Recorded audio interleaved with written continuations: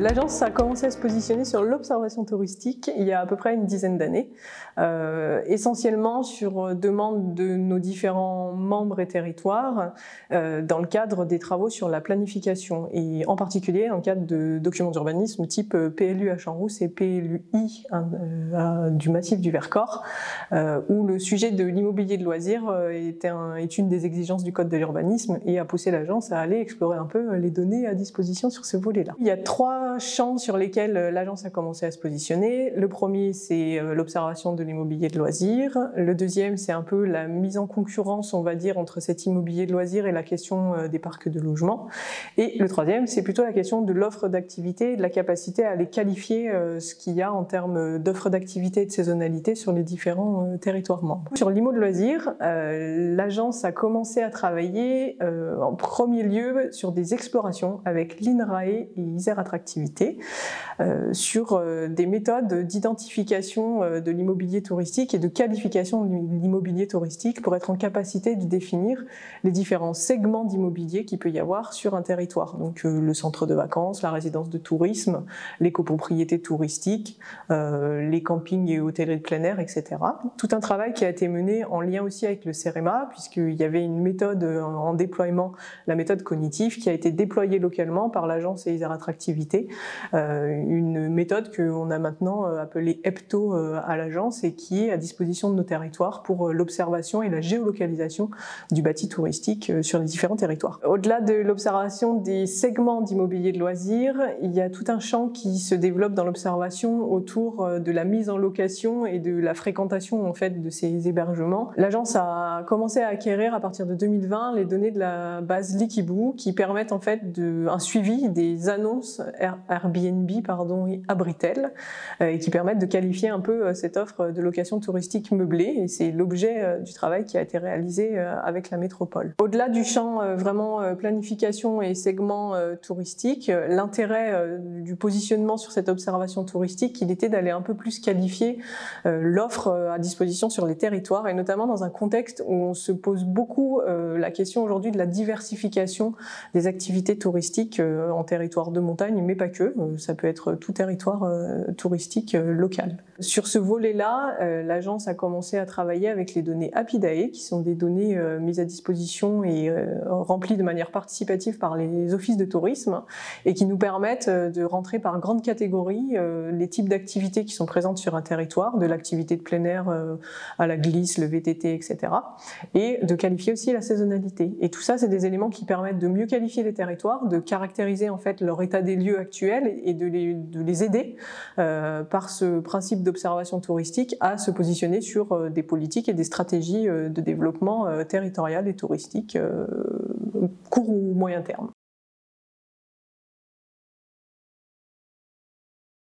C'est avec Grenoble-Alpes Métropole qu'on est allé le plus loin sur l'exploitation de ces données Likibu et des analyses sur les locations touristiques meublées, à la fois au prisme de la concurrence par rapport au logement, mais aussi de la pertinence de la localisation au regard du commerce, des transports, etc.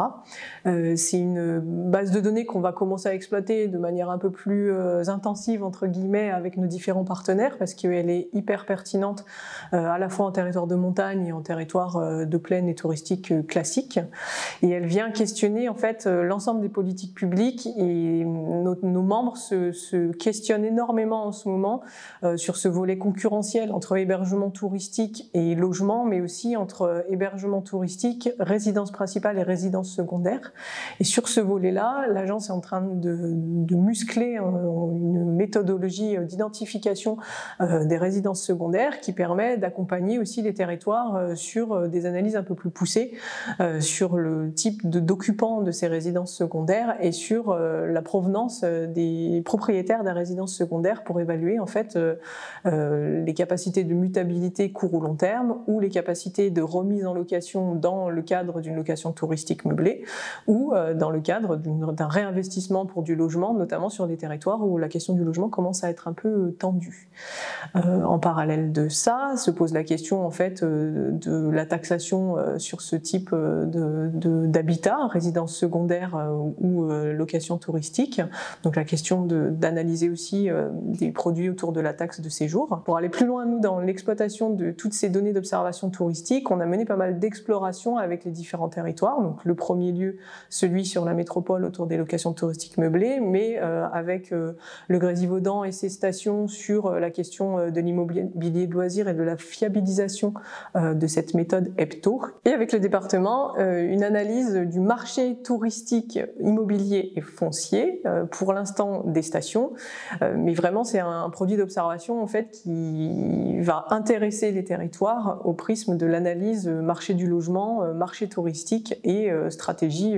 de développement ou de réinvestissement sur l'immobilier de loisirs. L'ensemble des travaux explorés les 10 dernières années arrive à un aboutissement final où on est en capacité côté agence de publier un outil de visualisation du recensement des hébergements touristiques HEPTO qui va être mis à disposition des territoires, un outil de systématisation des analyses de marché qu'on a appelé Transacto et qui nous a permis de faire les premières fiches avec Isère Attractivité mais qui a vocation à se développer, et des publications assez récurrentes sur les données touristiques que nous on exploite ou que Isère Attractivité met à disposition de nos travaux dans le cadre de son propre observatoire. En 2019, les services tourisme et habitat de Grenoble-Alpes Métropole ont demandé à l'agence d'urbanisme de les accompagner pour mesurer les locations touristiques meublées ou appelées courte durée sur Grenoble et sur Grenoble-Alpes Métropole. Des chiffres simples tout d'abord, mais plus largement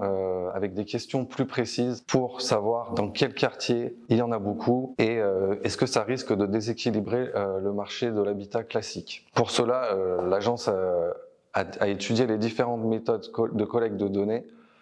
comment les récupérer, où est-ce qu'il y en a qui sont déjà disponibles, et a aidé aussi à choisir un prestataire qui s'appelle Liquibu, prestataire français qui était aussi choisi par Auvergne-Rhône-Alpes Tourisme et Isère Attractivité, ce qui permettra de faire des comparaisons et un suivi dans le temps. Donc ce qui intéresse le service tourisme,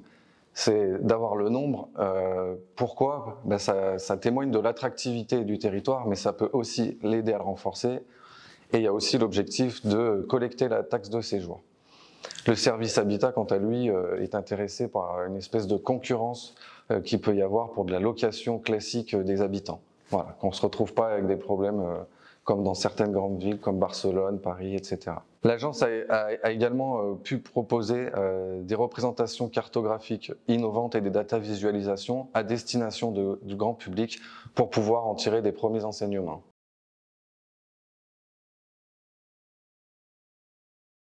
Grâce à tout ce travail, des premiers résultats ont pu être valorisés dans une publication co-réalisée avec Grenoble-Alpes Métropole. Dans cette publication, un des grands enseignements est que les locations de courte durée sont principalement utilisées pour du tourisme d'agrément,